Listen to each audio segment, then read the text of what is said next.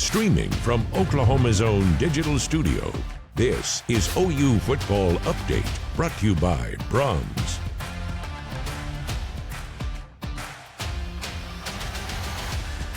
Coach, how would you characterize your 1985 national championship team? Well, at first of the season, I would have wasn't sure about our offense yet, and I had Aikman was going to be my quarterback, and I had this freshman named Jamel Holloway that we thought was very talented for running the option play, and but our defense was going to be outstanding.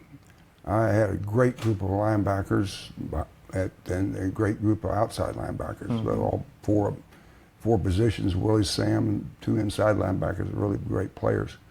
First round draft choices, and a bunch of them played pro ball. But anyway, I had Tony Casillas in the middle, and he was the first defensive lineman drafted, second player picked in the draft. And so they were outstanding, and a good secondary.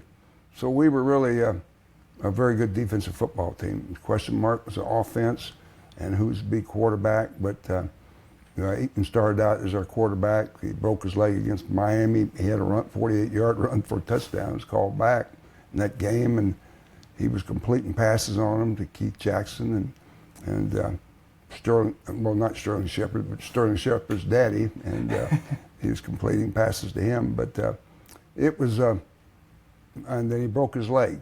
And I think people, we went on to win the national championship. We didn't lose a game after that. But if Aikman hadn't got hurt, we might have won that game, and we still would have won the national championship. We would have gone all the way playing both quarterbacks. We would have been playing both quarterbacks. Yeah. But anyway, it was a good football team. I think that it laid with the defense first, and the offense grew and became a team that could make 500-600 yards on you rushing. When Aikman breaks his leg, you guys lose that game as well.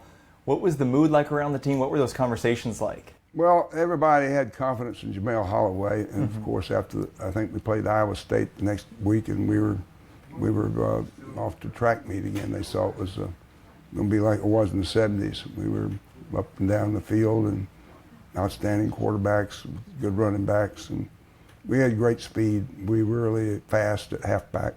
I had the Oklahoma State sprint champion. I had the Missouri State sprint champion at halfbacks, and both of them could really fly. And just good players. And it's Tillman and that bunch. It's a different situation, but there are some similarities. John Mateer out right now. Hawkins is stepping in.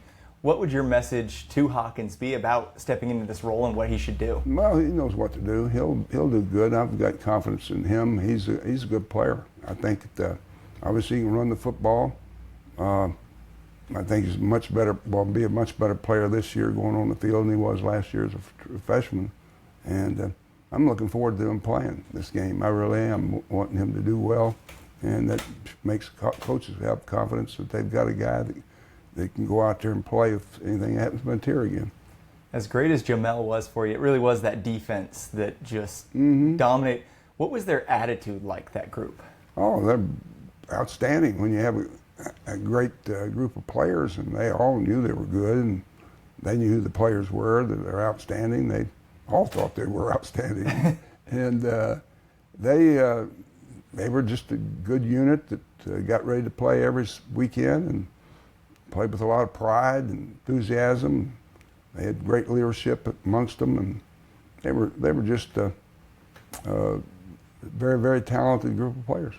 You had such good teams, really your entire tenure, but that stretch of 4 straight Orange Bowls, what was it about that year they were able to break through and end as number one? Well, I did 4 straight Orange Bowls in the 70s too. We did 4 straight in the 80s. The 70s teams were probably more talented, but we had the Heisman Trophy winner and Outland Award winner, and we were really good with Billy Sims in that bunch. But J.C. Watts, that crew, Thomas Lott, they were really good teams. But we were hell, I don't remember when we weren't good. We were always pretty good. I made a mistake in getting away from the wishbone with Marcus Dupree, and we wallered around a little bit for 2 years there. Then we went back to the Wishbone and got really good again. But if Marcus hadn't left, he might have been a two-time Heisman Trophy winner. He was an outstanding player. If you ever saw him run the football, you saw greatness with him when he ran it. But it was unfortunate that he had poor leadership and listened to too many people and the wrong ones, not the right ones. The offense looks completely different than the Wishbone now, obviously, but what do you think of Ben Arbuckle? I mean, he's so young with this new offense coming in. Well, most of the coaches were young when I was coaching, Yeah.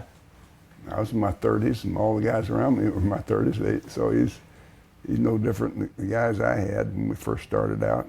If he lives long enough, he'll be an old coach, too. That's what happens to us.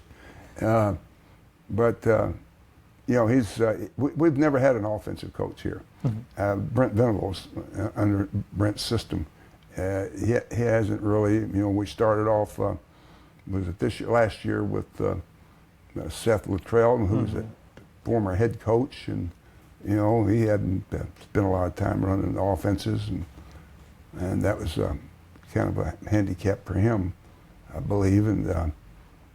But it worked itself out. We got us an offensive quarterback coach and a guy that knows what he's doing, implemented a good offense and brought a good quarterback with him. Coach, I know your relationship with Brian Bosworth it's complicated. It's been up and down. How is that relationship now?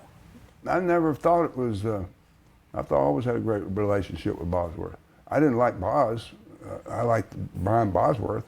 Boz was a guy that danced for the media, and the media made him out to be a star, and he was a great football player, and he was a great student. The only drugs he ever did was steroids. He didn't drink, he didn't smoke dope, and didn't do dope, and he was graduated in 3.5 years, and was a 3.5 student. He was did everything the right way off the field, except he did steroids. The NCAA says you can't do steroids, but a lot of them were doing steroids in that era, and still are probably.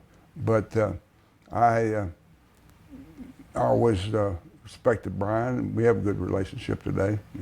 Very good. Coach, if you were to take over Oklahoma right now, would you put the Wishbone back in today's era? Oh my gosh, yeah. People no problem. Most of the guys are dead. They're too old now to coach the Wishbone. You'd have track meets. These guys today in secondary, they're playing in space, and they don't have to support the run, take on blockers and all that. It'd be a different game for them if they met our team, and it's hard to get ready for us in a week. And everybody else is running this gun and shoot and whatever GPO and all this, whatever they call it, and they're doing all that, and we'd line up there and have a track meet every week. It'd be the same old. Just that they'd have to line up, and we'd just attack the perimeter of their defenses and see if they can stop us. Someone's got deep third, someone's got the pitch, someone's got the quarterback, someone's got the dive back, and we got blockers for all of them. Coach, that 85 team was so good defensively. This year's team also has that great defense through 4 games. What do you like about that group they have this year? Oh, that's where we've made our great improvement. I really like defense. I like our front. They're good. They play really well. 4-man front is really good, and that's where we've really made the best improvement. I don't know how good we are. We don't have the running back. We don't have tall receivers. And we've had better running backs in the past, and offensive lines in the past. Receivers need to be 6'4". Those guys catch the ball last week. It might have been a different ball game. They're tall receivers. They didn't. Coach, when you look at what's going on in college football, all these changes all so rapidly, do you think that you would still enjoy coaching in this landscape? No, I'm like Saban. I wouldn't want to coach in this era. I think there's got to be changes made, and I hope that there'll be.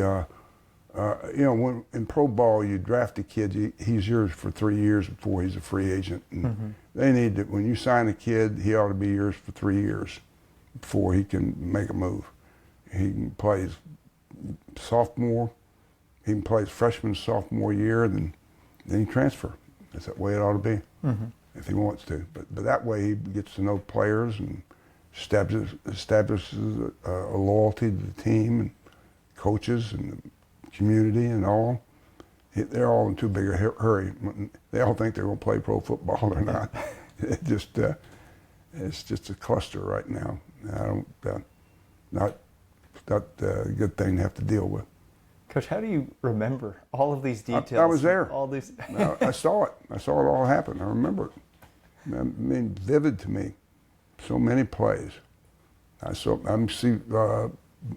Casillas covering, Tony Casillas covering the fumble before we intercepted the pass in end zone with Stansbury. We should have had a ball to play before. They hit it back in the flat, and he was in the screen, and he cut back over the middle and got gang tackled, and he popped the ball out, and downpour of rain. The umpire was wiping his glasses off, and so was the umpire. I mean, the back judge, and they didn't see it happen, but everybody else in the stands could see it happen. But we didn't get that call. We didn't get the ball.